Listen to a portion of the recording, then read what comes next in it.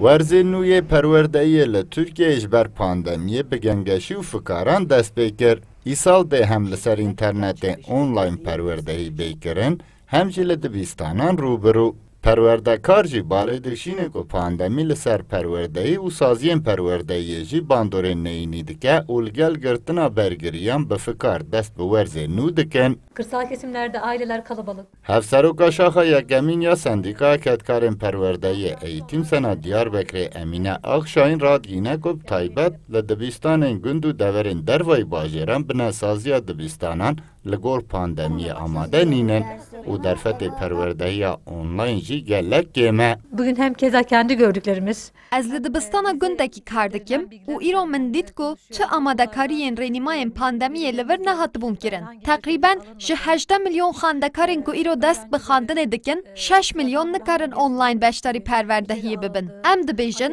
divê amadekariyên perwerdehiya rûbirû baş bên amadekirin û perwerdehî wisa dest pê bike. Lê em ji rewşa niha bifikarin û em ê hewl bidin ku ew pêvajo baş birêve biçe. Li Türkiye û Bakurê Kurdistanê teqrîben 18 milyon xwendekar hene û teqrîben milyonekî jî mamoste û perwerdekar hene.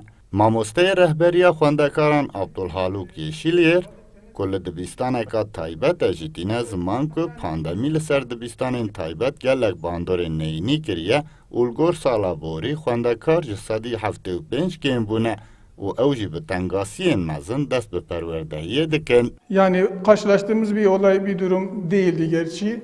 Em bi gelek pirsgirêk û zehmetiyan ra dest bi perwerdehiyê dikin.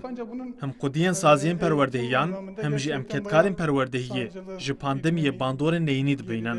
Mehmûd tevdîran wergirtiye. Da ku perwerdehî tendurist pêkirin. Lê bi hera wayî kar û barê me girantir bûye. Werzê îsaliyê perwerdehiyê biryara Wezareta Perwerdehiya Tirkiyeyê hem rûbirû hem jî online dê bêkirin. Li bajar û navçeyan ji ber pandemiyê perwerdehiya rûbirû dê dirojbêkirin.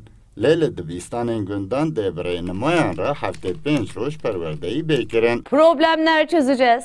Kesên ku naxwazin xwendekarên xwe bişînin dibistana jî dê bikarin online beşdarî perwerdehiyê bibin. Siddiq Eren, Kurdistan 24, Diyarbekir.